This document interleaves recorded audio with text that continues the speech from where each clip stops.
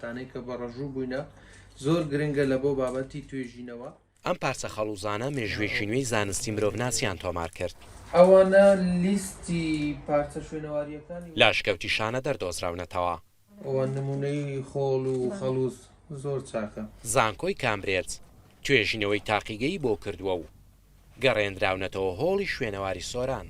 ئەوەی کە پێشتر تەسەوڕ دەکرا ئەوە بوو کە مرۆڤی نیاندرتاڵ ژیانێکی کۆچەری هەبووە و بەس ڕاوچی بووە و ئەو شتێک کە کەتە بەردەستی مەسەڵەن بۆ نمونە بەر و بوومە گیاییەکانی وەرزی تەنها لێ کردیتەوە خواردیتی و گۆشتیشی بە خاوی خواردیە، بەڵام ئەو سەمپڵانەی کە بە ڕەژوو بکرا بوو بە ڕەژوو بوو بۆ یاخۆت کاربۆنیزە بوو ئەوەی دەرخست کە مرۆڤی نیاندرتاڵ شیوی لێ نایە.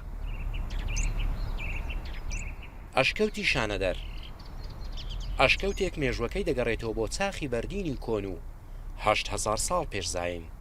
ساڵی 1950 ڕاول سلوکی ماوەی ساڵێک کاری لە شانەدەر کرد و بە جیهانی ڕاگەیاند کە پێگەی مرۆڤی نیاندەرتاڵ لێرەوە سەری هەڵداوە. ئێستا ژمارەیەک شوێنەوارناسی بەریتانی سەرقاڵی ئەوەن پەیوەندی نێوان مرۆڤی نیاندەرتاڵ و مرۆڤی ئەم سەردەما بۆ جیهان ڕوونکەنەوە. 71 ساڵە هەڵکۆڵینی شوێنەواری لە مەشکەوتەدا دەکرێت.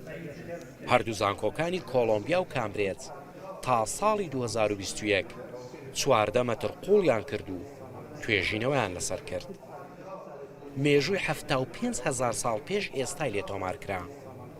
11 پەیکەری مرۆڤی نیاندەرتاڵی لێ دۆزراونەتەوە. ساڵی 2022 120 سانتیمەتری دیکە قوڵ کرا و مێژووی 110,000 ساڵ پێش ئێستای لێ تۆمار کرا. ئەشکەوتی شانەدەر هاوکار دەبێت لەوەی کە بۆچی نیاندرتاڵەکان لە نێو چوون.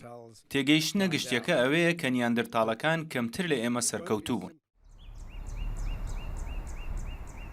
شانەدەر گەورەترین ئەشکەوتی باشووری کوردستان و عێراقا. بەرزی 18 مەترە و 40 مەتر درێژیەکەیەتی و 27 مەتر پانە. دەکەوێتە بناری چیای برادۆست لە دەڤەری بارزان. بەرزی لە ئاستی ڕووی دەریاوە 2200 مەترە.